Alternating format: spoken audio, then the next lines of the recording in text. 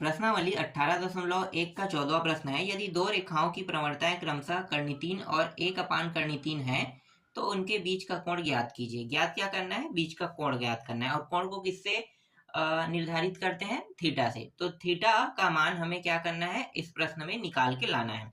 अब देखो इसमें दिया कौन कौन से मान है, जो दिया है उसको लिख लेते हैं। तो हल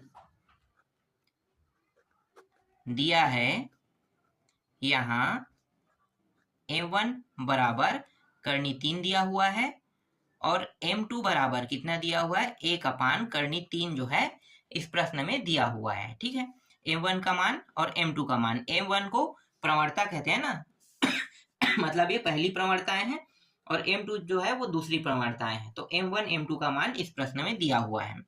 अब यहाँ पे लिखेंगे माना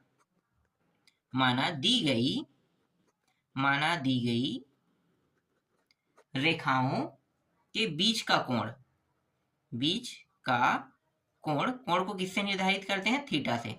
थीटा है तो बीच का कोण क्या है? थीटा है। तो थीटा है तो इसके लिए सूत्र का उपयोग करेंगे। तो थीटा के साथ टेन का उपयोग किया जाता है। तो टेन थीटा बराबर m2 माइनस m1 अपान 1 प्लस m1 इंटू m2 और इसे बार के अंदर में रखना है। अब क्या करेंगे? अब ना ये जो m1 है और m2 है दोनों के मान को देखो, यहाँ पे m1 m2 का मान है ना, उसको यहाँ पे रख देंगे। तो m2 का मान 1/कर्णी 3 और m1 का मान कर्णी 3 है अपान 1 प्लस m1 का मान कर्णी 3 और m2 का मान 1/कर्णी 3। तो ये कर्णी 3 ये कर्णी 3 कट गया। ठीक है, यहाँ पे कुछ नहीं मतलब 1 है। तो देखो ये कर्णी 3 क्या हो जाएगा? देखो यहाँ पे पहले सबसे पहले आपको क्या देखना है कि हर बराबर है कि नहीं। हर बराबर नहीं तो पहले हर को बराबर करना है। ठीक है, तो हर बराबर करने का तरीका क्या है कि देखो यहाँ पे कर्णी 3 है, इसको कर्णी 3 होने के लिए कितने की आवश्यकता है? कर्णी 3 का गुणा। तो कर्णी 3 का गुणा ऊपर नीचे दोनों में गुणा होगा, है ना। तो दोनों में गुणा हो जाएगा तो ये हो जाएगा कर्णी 3 बन जाएगा। ठीक, और यहाँ पे पहले से 1 है, 1 ही रहेगा, फिर माइनस और इन दोनों का गुणा होकर कर्णी 3 हो जाएगा इस तरीके से। फिर यहाँ पे देखो 1 और 1 कितना हो जाएगा? 2। तो यहाँ पे मैं डायरेक्ट 2 रख देता हूँ। आगे जब इसको हल करेंगे तो ऊपर में -2 बचेगा, फिर कर्णी 3, फिर 2। अब देखो नीचे में देखो ये है -2, फिर ये कर्णी 3, ठीक है, और ये 2 और इसके नीचे में कुछ नहीं मतलब 1। तो 4 पद हो गया। अब 4 पद ये हो गया तो पहले और चौथे का गुणा और दूसरे और तीसरे का गुणा, नियम यही कहता है।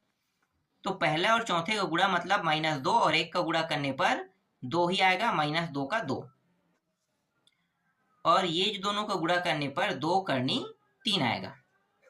तो 2 और 2 कट गया तो यहाँ पे बचा -1 और ये रहा कर्णी 3। ठीक है, -1 और कर्णी 3। अब क्या होगा? ये जो मान है -1/कर्णी 3 इसको बार से बाहर ले जाते हैं। ठीक है, बार से बाहर ले जाएंगे। तो बार से बाहर ले जाएंगे तो जो चिन्ह जो होता है ना, जैसे माइनस में, तो माइनस में रहेगा तो वो ऑटोमेटिकली बाहर से बाहर आने पर प्लस हो जाएगा। देखो प्लस में रहेगा तो वो माइनस नहीं होगा, लेकिन माइनस में है तो वो हमेशा क्या होता है? प्लस हो जाएगा। ठीक है, प्लस पे कोई डिफरेंस नहीं होता है, कोई भी बदलाव नहीं होगा, लेकिन माइनस में बदलाव होगा ही होगा। मतलब बाहर आने पर ये ऑटोमेटिकली, 1 मिनट ये बार में नहीं लगा रहा है, ठीक है, बार गलती से लगा रहा था। ठीक है, इसको हटा दो, इसको काट दो। तो बाहर आने पर ये ऑटोमेटिकली क्या हो जाता है? प्लस में आ जाता है मान। ठीक है, तो इस तरीके से ये क्या हो गया? प्लस में आ गया। अब देखो टेन थीटा का मान था ना, तो टेन थीटा बराबर कितना प्राप्त हुआ? 1/कर्णी 3 प्राप्त हुआ। 1/कर्णी 3 जो है ये टेन थीटा का मान है।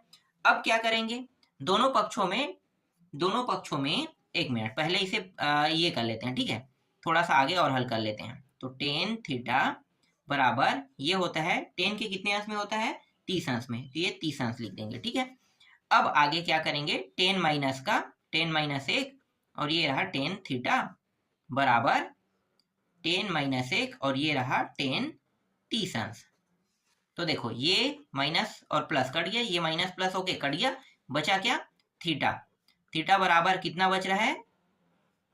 थीटा बराबर यहाँ पे 30 बच रहा है, मतलब थीटा बराबर 30 अंश इस प्रश्न का उत्तर है। ठीक है, तो इस तरीके से ये जो 14वां प्रश्न है ये बन गया। ठीक है, नेक्स्ट प्रश्न देखते हैं। देखो 15वां प्रश्न को, यहाँ पे ए का मान दिया है ना, ए मतलब -2 और ये बिंदु ए है -2a, बी बिंदु पे 2 और 3 है। ठीक है, सी बिंदु पे -2 और -4 त्रिभुज ए बी सी के शीर्ष है। तो दर्शाइए कि tan b बराबर 2 कितना है 3। ये हमें सिद्ध करके लाना है। ठीक है, तो चलो इसको हल करते हैं। तो देखो हल कैसे करोगे, ध्यान देना, यहाँ पे बी है, इसका मतलब क्या है, यहाँ पे जो त्रिभुज बनेगा वो समबाहु त्रिभुज बनेगा। ठीक है, समबाहु या समद्विबाहु त्रिभुज, जिसके दो भुजाएं कम से कम क्या होंगे, बराबर होंगे। ठीक है, तो दो भुजाएं कम से कम बराबर होगा तो ए बी और सी। ठीक है, ए बी सी, समकोण का यहाँ पे जिक्र नहीं हुआ है, समकोण त्रिभुज नहीं बनेगा। ठीक है, समकोण त्रिभुज नहीं बनेगा, यहाँ पे समबाहु त्रिभुज बनेगा इस प्रकार से। तो देखो ये जो मान दिया हुआ है ना, पहले इसको लिख लेते हैं। ठीक है, तो यहाँ पे हल, यहाँ बिंदु ए -2 और +1 दिया हुआ है ना। इसी तरीके से बी का भी दिया हुआ है, बी 2 और 3 दिया हुआ है, और सी -2 4 और ये पूरा लिख लो, त्रिभुज ए बी सी के क्या है, शीर्ष है, शीर्ष है, ए बी सी के क्या है, शीर्ष है। ठीक, तब क्या करेंगे, तब ये जो बी बिंदु है ना, बी के हिसाब से हल कर रहे हैं, तो हमें क्या करना है, ये जो बी है पहले इसको लेना है, बी और ए। ठीक है, बी के बाद क्या करेंगे, ए पे आएंगे, फिर दूसरी बार क्या करेंगे, जब प्रवणता निकालेंगे, तो दूसरी बार जब प्रवणता निकालेंगे तो बी के बाद फिर सी को लेंगे। तो देखो प्रवणता निकालने का तरीका क्या है, इसमें स्पष्ट कह दिया है कि यहाँ पे देखो tan b का मान निकालो। तो tan b का मान मतलब हमारा जो शुरू का मान, जैसे इससे पहले क्या करते थे, a और b दोनों को साथ लेते थे ना, तो a को आगे रखते थे, b को पीछे रखते हैं, लेकिन इस बार क्या होगा, b पीछे रहेगा, सॉरी b पीछे है, उसे आगे ले आना है। ठीक है, a b, उसके बाद b और c, ऐसा ही होता है। तो हमें क्या करना है, दोनों कंडीशनों में b को आगे लेकर आना है। तो b a की प्रवणता, ठीक है, बी ए की प्रवणता, तो बी ए की प्रवणता निकालेंगे। तो देखो ये जो मान है ये आगे में है, इसलिए ये x1 ये y1 हो जाएगा, और ये पीछे में है, इसका मतलब ये x2 y2 हो जाएगा, है ना। तो y2 के मान कितना है, देखो y2 माइनस y1 का ना, y2 का मान 1 है, तो 1 माइनस, और x1 का मान कितना है, 3 है, सॉरी y1 का मान। अब देखो x2 का मान, देखो x2 का मान है -2, और y2 का मान नहीं, x1 का मान है 2। ठीक है, ये -2 इस प्रकार से। तो ये हो जाएगा ऊपर का -2, और ये माइनस माइनस -4 हो जाएगा। तो ये दोनों से माइनस माइनस कट जाएगा ना, तो माइनस माइनस कट के प्लस हो गया, 2 एकम 2 दूनी 1/2 आ रहा है। तो बी ए की प्रवणता कितना आ रहा है, 1/2। ठीक है, और इसको किससे प्रदर्शित करते हैं, बी ए की प्रवणता को m से प्रदर्शित करते हैं। तो ये जो मान आया है ये m1 का मान है। ठीक है, m1 का मान कितना है, 1/2। अब m2 का मान निकाल लेते हैं। तो m2 का मान निकालेंगे तो इस बार क्या करेंगे, इस बार bc, देखो b आगे होना चाहिए, bc की प्रवणता। ठीक है, bc की प्रवणता, और इसे हम किससे प्रदर्शित करते हैं, m2 से। तो इस तरीके से यहाँ पे मैं m2 भी लिख देता हूँ। ठीक है, अब देखो ये y2 हो गया तो 4, फिर y1 कितना है, 3, घटा दो, फिर x2 देखो, x2 का मान -2, और x1 है ना, तो इसका मान कितना है, ये है -2। तो इन दोनों को घटाएंगे तो 1/-4 आ जाएगा। देखो 1 यहाँ पे कितना आ रहा है, 1/-4 आ रहा है। ठीक है, 1/-4 यहाँ पे देखो, फिर से मैंने कहीं ना कहीं पे गलती किया है लिखने के टाइम में। देखो यहाँ पे मैं, 1 मिनट, प्रश्न को देखो, यहाँ पे मैंने माइनस लगा दिया है ना, माइनस लगाया है, माइनस लगा मतलब यहाँ पे प्रश्न में माइनस है, तो भाई यहाँ भी तो माइनस होगा। ठीक है, यहाँ भी तो माइनस आएगा। अब आगे हल करोगे तो 4 3 कितना हो गया, 7, ये -7 आया, माइनस माइनस कितना हो जाएगा, प्लस हो जाएगा, तो प्लस होके 7/4 हो जाएगा। ठीक है, अब ये सुधर गया। ठीक, अब आगे इसको हल करते हैं। देखो ऐसे जो छोटे छोटे गलती ना ये होते रहता है, और अक्सर ये मेरे से होते रहता है। जब थोड़ा सा डिटेल में समझाने वाला टॉपिक होता है ना, तो मैं जल्दी जल्दी हल करता हूँ, और जल्दी जल्दी जब भी मैं हल करता हूँ तो प्लस माइनस या संख्याओं में गलती हो जाता है, तो थोड़ा ध्यान से देखना, ठीक है। जब भी आप वीडियो को देखोगे तो अच्छे से देखना, क्योंकि जहां पे गलती हुआ है उसे मैं बाद में सुधारूंगा, तो उससे पहले आपको पता चल जाएगा कि गलती कहाँ पे हुआ है। फिर बाद में जब वो सुधरेगा तो आपको ये पता चल जाए कि हाँ, यहाँ पे आने के बाद सर को याद आया, उसके बाद इन्होंने सुधार दिया, ठीक है। तो ऐसा होते रहता है, कई वीडियो में हो जाता है, तो ध्यान से देखना, ठीक है।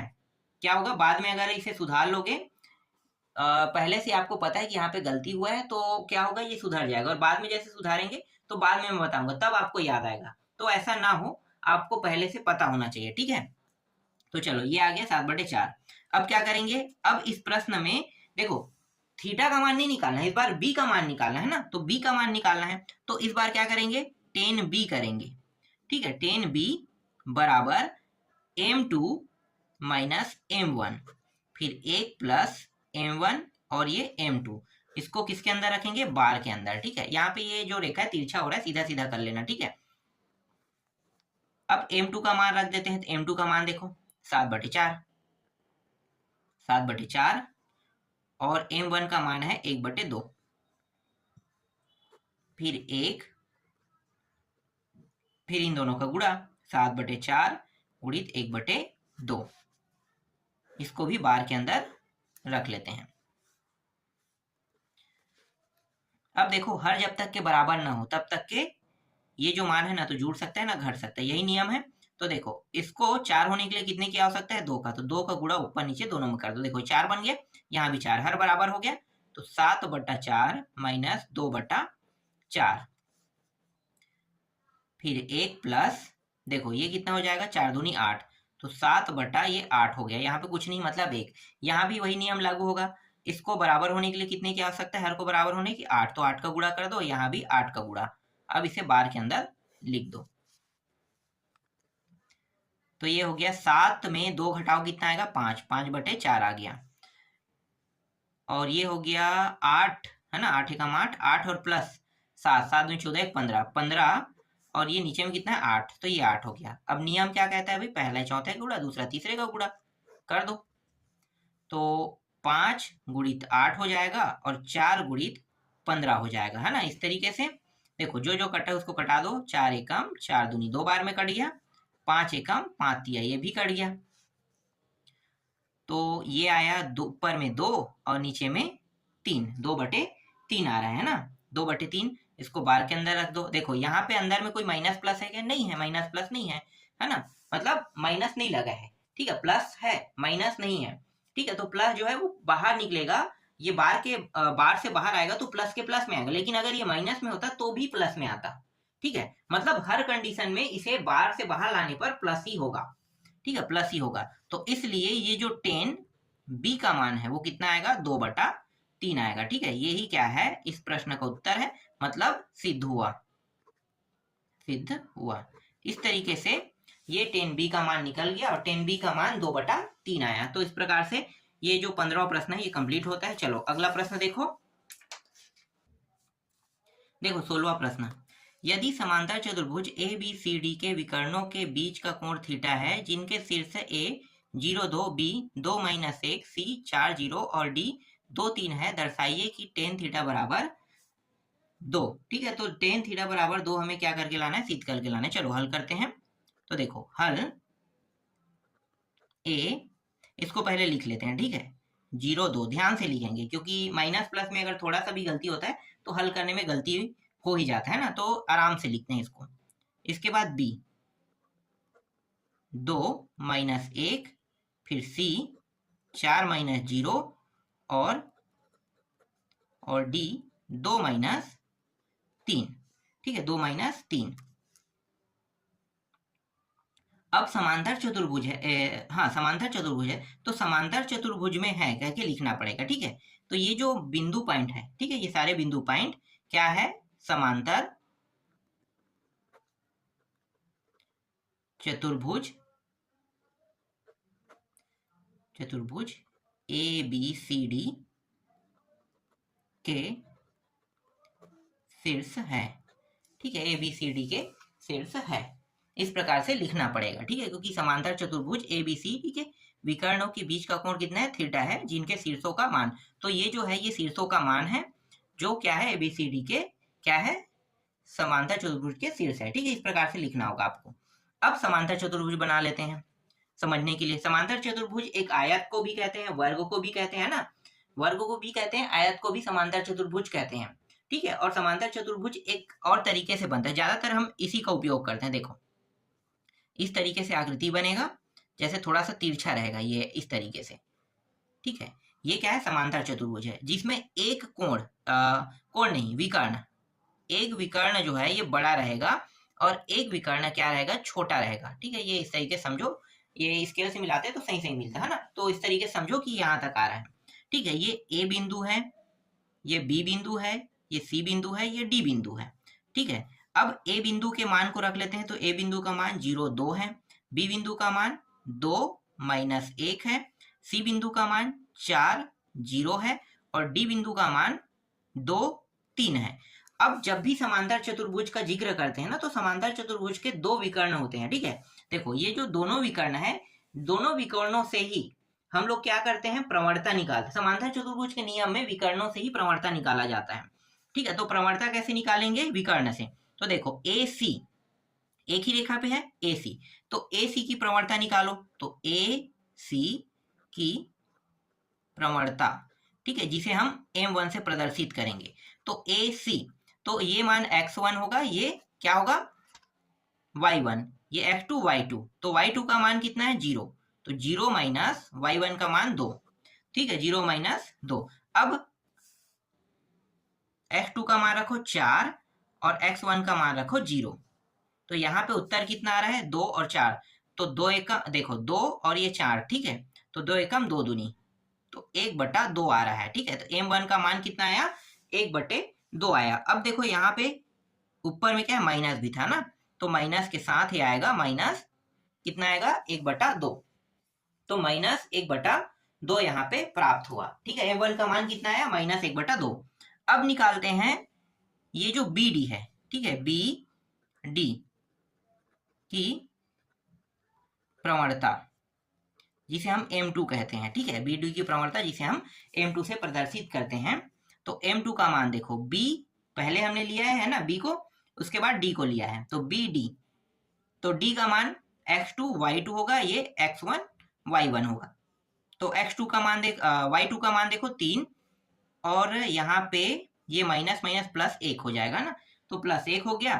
अब यहाँ पे देखो 2 है, कहाँ पे, यहाँ पे 2, x2 का मान और x1 का मान -2, तो ये हो जाएगा 4 और ये दोनों 0 0 और ये हो जाएगा इन्फिनिटिव, ठीक है। कोई भी संख्या को 0 से भाग देने पर क्या आता है, अनंत, इन्फिनिटिव आता है ना, तो यहाँ पे इन्फिनिटिव आ रहा है, ठीक है।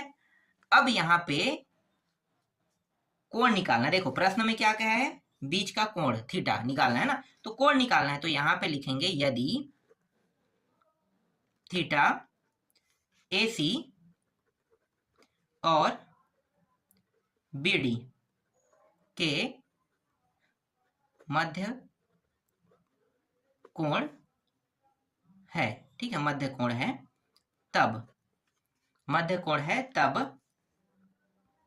tan थीटा बराबर M2 माइनस, देखो यहाँ पे थोड़ा सा क्या कर सकते हैं, सूत्र को चेंज कर सकते हैं, ठीक है, क्योंकि इन्फिनिटिव आ गया है, तो इन्फिनिटिव आ गया है तो क्या करेंगे, यहाँ पे M1 को पहले लेंगे, इन्फिनिटिव आ गया इसलिए M1 को पहले लेंगे और M2 को बाद में लेंगे, फिर 1 + M1 और M2।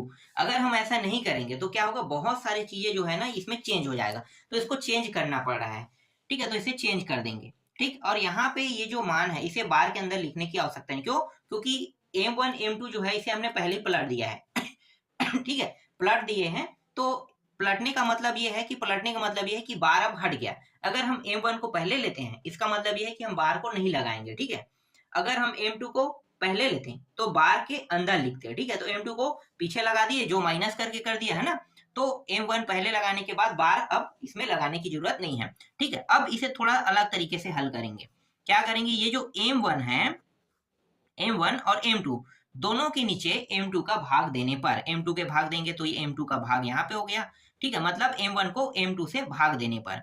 फिर m2 यहाँ पे इसको भी भाग देंगे क्योंकि एक को अकेले भाग नहीं दिया जा सकता। ठीक है, ये हो रहा है। तो ये प्रक्रिया जो है, ये जो हर है इसके साथ भी होगा 1/m2। ठीक है, 1/m2 फिर प्लस m1 m2 और m2 यहाँ भी आएगा। ठीक है, अब देखो ये दोनों कट गया, ये दोनों कट गया, तो यहाँ पे m1 m2 के मान को यहाँ पे रख सकते हैं।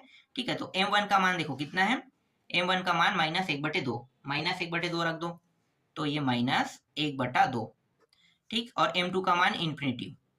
फिर यहाँ पे ये दोनों कट गया तो -1 तो रहेगा ना, तो -1 हो गया। फिर यहाँ पे देखो ये जो है 1 और ये इन्फिनिटी हो जाएगा m2 का मान, फिर प्लस, फिर m1 m2 के मान में देखो ये जो मान है, ये m1 का मान -1/2 है ना, तो -1/2, तो -1/2 इस तरीके से रख देंगे। आगे हल करेंगे तो देखो इन्फिनिटी से कोई भी संख्या को गुणा करो तो वो 0 आएगा, तो 0 लिख दो, फिर -1, यहाँ भी वैसे ही 0, फिर देखो प्लस माइनस माइनस 1/2, तो ये -1। ठीक, और ये रहा 1/2 माइनस माइनस। ठीक है, अब देखो यहाँ पे पदों की संख्या देखना है।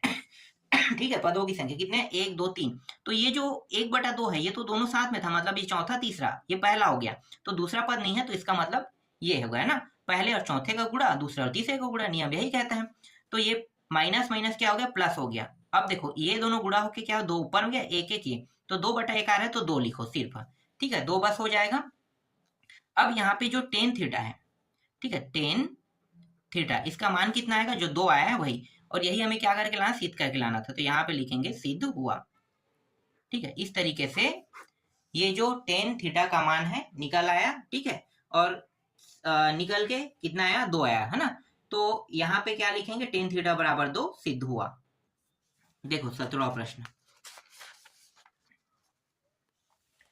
सिद्ध कीजिए कि ए का जो बिंदु पॉइंट है 4 और 3 दिया हुआ है ना, और बी का 6 4 और सी का 5 6 दिया हुआ है, और डी का बिंदु पॉइंट है 3 और 5 दिया हुआ है। ठीक है, तो ये जो प्रश्न है, इस प्रश्न में करना क्या है, देखो ये जो बिंदु पॉइंट दिया है ना, इस बार तो वर्गों के शीर्ष कह रहा है। ठीक है, वर्गों के शीर्ष है, तो इस बार क्या करना है, हमें सबसे पहले दूरी निकालना है। देखो वर्ग जो होता है, मैं आपको पहले थोड़ा सा समझा देता हूँ। देखो वर्ग जो होता है, वर्ग के सभी भुजाएं बराबर होता है, तो पहले तो हमें सभी भुजाओं को बराबर लाना है। बिंदु पॉइंट भले यहाँ के जो बिंदु पॉइंट है ये अलग अलग हो सकता है, कोई दिक्कत नहीं है, लेकिन भुजा का जो मान है वो बराबर होना चाहिए। और भुजा का मान निकालने के लिए क्या करना पड़ेगा, दूरी निकालना पड़ेगा ना। देखो ये जो है, ये ए है, ये बी है, ये सी है और ये डी है। ठीक है, तो ए से बी की दूरी, बी से सी की दूरी, सी से डी की, डी से ए की दूरी, ये निकालेंगे। अगर सभी भुजाओं का मान अगर बराबर आ रहा है, इसका मतलब क्या है कि ये वर्ग है। क्या है, वर्ग है। तो पहले हम क्या करेंगे, सभी की दूरी निकालेंगे। तो दूरी कैसे निकालते हो, सेम टू सेम प्रक्रिया है, ए बी की दूरी। ठीक है, ए बी की दूरी, दूरी के लिए सूत्र जो होता है वो थोड़ा अलग तरीके का होता है। देखो अंडर रूट के अंदर रखना है। ठीक है, अंडर रूट के अंदर उसे रखा जाता है, और यहाँ पे x2 माइनस x1 करेंगे और इसका वर्ग कर देंगे। ठीक है, फिर प्लस y2 करेंगे, फिर y1 इसका भी वर्ग कर देंगे। ठीक है, इस सूत्र का उपयोग करेंगे। अब सूत्रों के मानों को रखेंगे, है ना, तो सूत्र जो है यहाँ पे x2 x1 y1 के मान को रख देते हैं। मतलब सूत्र में ये जो x1 x2 है, y1 और y2 इनके मानों को यहाँ पे रखेंगे। तो a b की बीच की दूरी, मतलब हमें सिर्फ a b को देखना है। तो देखो ये जो है x2 है और ये x1 है, तो यहाँ पे क्या करेंगे, 6 में 4 को घटाएंगे और इसका वर्ग कर देंगे, फिर प्लस y2 का मान 4 और 3, तो 4 माइनस 3 कर देंगे और इसका भी वर्ग कर देंगे इस तरीके से। अब आगे जब इसको हल करेंगे तो ये 2 का वर्ग हो जाएगा और ये 1 का वर्ग हो जाएगा, घटने के बाद 1 का वर्ग होगा, है ना। इसको और आगे हल करते हैं तो ये कितना होगा, 4 और 1 5। ठीक है, 2 दूनी 4 1 5, तो अंडर रूट 5। तो देखो ए बी बीच की दूरी कितना आ रहा है, अंडर रूट 5 आ रहा है। ठीक है, अब बी से सी का निकालेंगे तो उसमें भी अंडर रूट 5 आना चाहिए। ठीक है, तो ऐसे ही इसको भी निकाल के देखते हैं। तो बी सी की दूरी, ठीक है, बी सी की बीच की दूरी निकालो, तो इस बार डायरेक्ट रख देते। देखो बी और सी, ठीक है, बी सी, तो ये जो है ये हो गया x1, ये y1, ये x2 और ये y2 बन गया। ठीक है, तो डायरेक्ट रखो, ये 5 हो गया और 5 में ये 6 है ना, तो 5 में अगर 6 को घटाओ कितना आएगा, डायरेक्ट यहीं पे घटा देते हैं। ठीक है, ये x2 का मान है, x1 का मान है, तो घटाएंगे, तो 5 में 6 को घटाओगे कितना आएगा, -1, तो -1 का 2 घात। ठीक है, यहाँ पे 2 वर्ग है ना, मतलब घात क्या होगा, 2।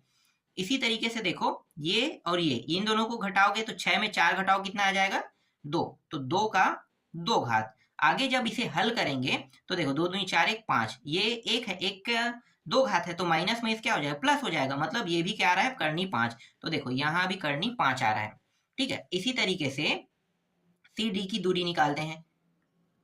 ठीक है, सी डी की दूरी, तो सी डी की दूरी निकालेंगे तो इसको भी डायरेक्ट कर देते हैं। देखो ये सी और ये डी है ना, सी डी, तो ये हो गया 3, 3 में 5, देखो 3 और ये 5, तो घटाओगे तो कितना आ जाएगा, -2। ठीक है, -2 आ जाएगा, 2 का 2 घात।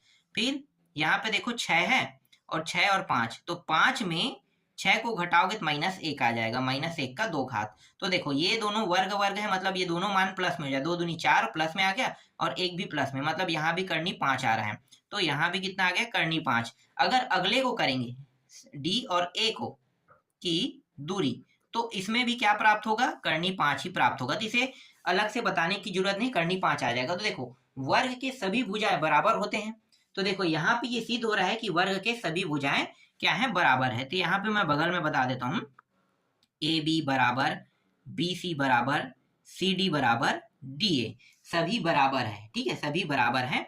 अब m1 और m2 बस का मान निकालना बाकी है। अब क्या करेंगे, m1 m2 के मान निकालते हैं। देखो m1 m2 जो है बिंदु पॉइंट है, इनका जो मान है जरूरी नहीं है कि सभी जो मान है वो बराबर हो, है ना, तो m1 का मान, m2 का मान, m3 m4, चारों में से चारों मान जरूरी नहीं कि बराबर हो, इनमें से m1 का मान अलग हो, m2 का मान अलग हो, m3 का मान m1 के साथ मिल रहा है, जैसे पीछे वाले प्रश्नों में किया था ना, आयत वाले में से, वैसा भी ये हो सकता है। ठीक है, तो चलो m1 m2 का मान निकालते हैं। तो m1 m2 देखो m1 m2 m1 का मान निकालेंगे, तो यहाँ पे क्या करेंगे, ए बी। ठीक है, ए बी की प्रवणता निकालते हैं, ए बी की प्रवणता। ठीक है, ए बी की प्रवणता, तो मैं सिर्फ 2 ही निकालूंगा। ठीक है, उसके बाद बाकी जो 2 है वो तो सेम आएगा। तो देखो ए बी की प्रवणता निकालेंगे, तो ए बी ये 4 हो गया, और 4 में कितना घटा दोगे, 3 को, तो कितना आ जाएगा, 1 आ जाएगा। तो ये जो है ऊपर का मान 1 आ गया। अब नीचे का मान 6 में 4 घटाओगे तो 2, 1/2 आ रहा है, तो डायरेक्ट रख दूं यहाँ पे मान 1/2। ठीक है, m1 का मान कितना आया, 1/2। अब m2 का मान निकालो, m2 का मान जो है बी सी की प्रवणता। ठीक है, बी सी की प्रवणता, डायरेक्ट इसको भी निकाल लेते हैं यहीं से। ठीक है, देखो बी और सी, तो 6 में 2 घटाओगे कितना आ जाएगा, 2 आ जाएगा। ठीक है, ऊपर का मान 2 आ गया।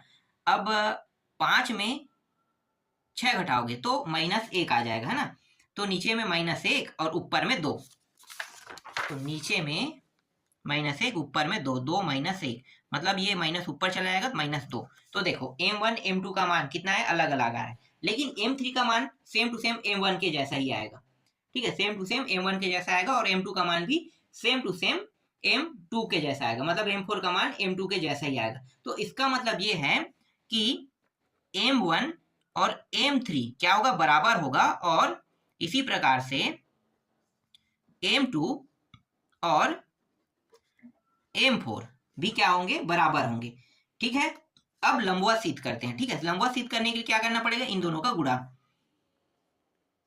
तो m1 गुणित m2 कर देंगे, तो m1 गुणा m2 करेंगे तो ये क्या, इससे क्या पता चलता है, ये लंबवत है कि नहीं, है ना, तो लंबवत सिद्ध करने के लिए इसका गुणा कर देंगे। तो देखो 1/2 गुणित -2, 2 2 कट गया, बराबर -1, -1 आ रहा है, इसका मतलब क्या है, ये लंबवत है। ठीक है, अब एक और है m3, अब यार m3 और m4 करेंगे तो भी -1 आएगा, मतलब लंबवत ही है। ठीक है, तो लंबवत ये है ही समझो। ठीक है, इस तरीके से, तो यहाँ पे मैं बता दूंगा कि ए बी, ठीक है, ए बी, देखो ये जो ए बी रेखा है ना, ए बी रेखा के लंबवत बी सी रेखा है, तो यहाँ पे लिखेंगे ए बी बी सी के क्या है, लंबवत। ठीक है, लंबवत लंबवत और देखो लंबवत है, ए बी जो है वो बी सी के लंबवत है, बी सी के लंबवत है, और ये जो सी डी है इसके क्या है, समांतर। देखो जिस दिशा में ये जा रहा है उसी दिशा में ये भी जा रहा है, समझो है ना। तो सी डी के क्या है, सी डी के क्या है, समांतर है, समांतर है, ठीक है। अतः ए बी बराबर बी सी बराबर सी डी बराबर डी ए, ठीक है, ये बराबर हो गया। फिर ए बी लंबवत है किसके, बी सी के। देखो जो जो पॉइंट मैंने यहाँ पे पूरा बताया ना उसको मैं नीचे में लिख रहा हूँ, ठीक है। और समांतर को कैसे लिखते हैं, ए बी समांतर सी डी, ठीक है, समांतर है। अतः ए बी सी डी क्या है, वर्ग है, ठीक है। इससे सिद्ध होता है कि ये क्या है, वर्ग है। तो सिद्ध हो गया ये प्रश्न। तो इस तरीके से ये प्रश्न कंप्लीट होता है। चलो 18वां प्रश्न देखते हैं। तो देखो यहाँ पे मैं 18वां प्रश्न लिख लेता हूं। 18वां प्रश्न में सिद्ध कीजिए कि वर्ग के विकर्णों के बीच का कोण समकोण होता है, ठीक है, समकोण होता है। तो समकोण होता है कह रहा है, ठीक है। तो चलो इसको भी हल करते हैं, ठीक है। एक ग्राफ बना लेते हैं इस तरीके से, ठीक। ये जो बिंदु पॉइंट है ये ए है, यहाँ पे बी, और यहाँ पे जो एक रेखा समांतर रेखा देखो इस तरीके से जा रहा है, ठीक है। और ये जो है इस तरीके से नीचे से ऊपर की ओर ये वाई अक्ष के दिशा में जा रही है। ये रेखा वाई अक्ष की दिशा में जा रहा है, ये एक्स अक्ष की, ये एक्स है ये वाई है ना। तो ये डायरेक्शन देख लो किस डायरेक्शन में जा रहा है, ठीक। ये सी और ये डी, ये हमेशा मूल बिंदु जो होता है, ठीक है, जहां पे एक्स और वाई जो है अक्ष जो है कटता है वहां पे हमेशा 0 0 पॉइंट होता है। तो यहाँ पे क्या रहेगा, हमेशा 0 0 पॉइंट रहेगा। बी जो है, बी के पास देखो ए और 0, क्योंकि यहाँ पे क्या है, वाई जो है वो 0 पे है, इसलिए एक्स जो है वो ए रहेगा, ठीक है। यहाँ पे दोनों देखो ये एक्स वाई दोनों आ रहे हैं, मतलब यहाँ पे ए रहेगा, ठीक है। यहाँ पे 0 और ए रहेगा, ठीक। इस तरीके से रख देते हैं। चलो अब इसको आगे हल करते हैं। तो ये जो ए बी सी डी है इसे हम लोग इसे क्या करेंगे, हम लोग मान रहे हैं ना। तो मान रहे हैं इसका मतलब क्या है, ये ए बी सी डी एक वर्ग है जिसे हम मान रहे हैं, ठीक है। तो यहाँ पे लिखो माना, यहाँ पे हल लिख देना, ठीक है। हल माना ए बी सी डी एक क्या है, वर्ग है, ठीक है, जिसकी भुजा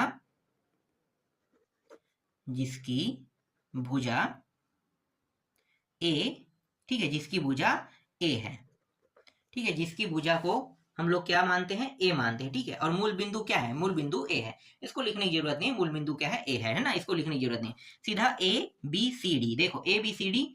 तो ए बी सी डी में सबसे पहले क्या करेंगे, ए सी करेंगे, ठीक है। ए सी की प्रवणता, तो ए सी की प्रवणता, फिर बी डी की प्रवणता। तो यहाँ पे ए सी की प्रवणता निकालो।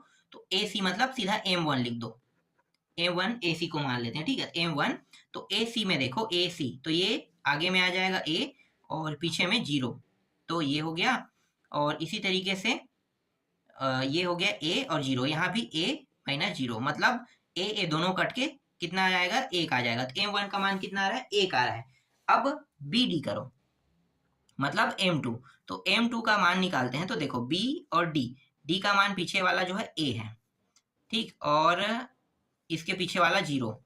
यहाँ भी वैसे ही हो रहा है, देखो यहाँ पे 0 आगे में आ जाएगा, फिर माइनस A आ जाएगा।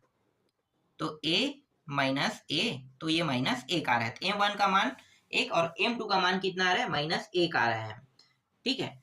अब यहाँ पे ये जो AC है इसका मान इसका मान 1 आ रहा है, मतलब A और ये C का मान 1। ये देखो ये विकर्ण है ना, समझो समांतर चतुर्भुज नियम लगा रहे हैं इस तरीके से, ठीक है। तो AC का मान कितना आ रहा है, AC का मान आ रहा है यहाँ पे 1, और ये जो BD का मान है वो कितना आ रहा है, माइनस 1 आ रहा है।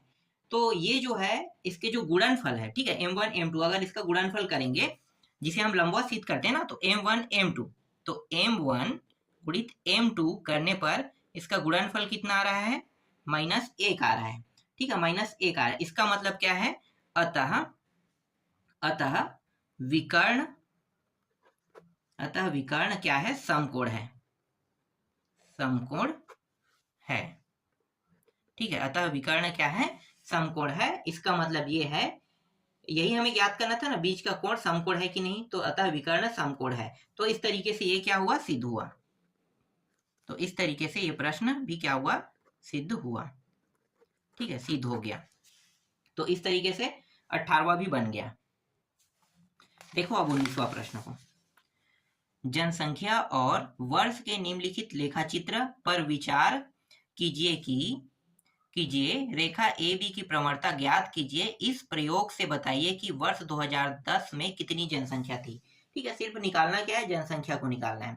तो जनसंख्या को निकालना है, तो देखो यहाँ पे ए बिंदु पॉइंट है। देखो ग्राफ ये भी यहाँ पे इस प्रश्न में दिया हुआ है ना, ये एक रेखा है। इस रेखा पे ए बिंदु, बी और सी बिंदु है। ए बिंदु में एक्स और वाई का मान दिया हुआ है ना, ये एक्स ये वाई का मान, ये एक्स वाई, ये भी एक्स वाई। ठीक है, ये भी एक्स और पीछे को हम हमेशा वाई कहते हैं। ठीक है, अभी हम इसे x1 x2 y1 y2 इस तरीके से हम नहीं मान सकते। ठीक है, अभी इसे हम इस तरीके से नहीं मानेंगे। अभी सिर्फ इसे इतना ही कहो कि ये x है, ये y का मान, ये x है, ये y का मान है। ठीक है, चलो आगे अब इसको हल करते हैं। तो यहाँ पे जब हम हल करेंगे तो निकालने के लिए क्या कहा है, 2010 की जनसंख्या है ना। तो यहाँ पे मान लेते हैं, माना 2010 की जनसंख्या संख्या को पी से, पी मतलब पॉपुलेशन। ठीक है, पी करोड़ है, पी करोड़ है पॉपुलेशन, अरे यार करोड़, पी करोड़ है। ठीक है, पी करोड़ है। तो माना 2010 की जनसंख्या, जिसे हम पॉपुलेशन कहते हैं, पी से प्रदर्शित करते हैं। अरे यार 10 भी कह रहे हैं ना, यहाँ पे कुछ नहीं कहना। ठीक है, पी करोड़ है बस कहेंगे, मतलब कितना है नहीं पता है, मतलब पी करोड़ के आसपास है। तो पी जो है जनसंख्या है, जनसंख्या को निकालेंगे। ठीक है, लेकिन जनसंख्या जो है वो करोड़ में आएगा, है ना। तो माना 2010 की जनसंख्या पी करोड़ है। ठीक है, तब बिंदु देखो, तब बिंदु 2010 देखो किसमें, सी बिंदु में है ना। तब बिंदु सी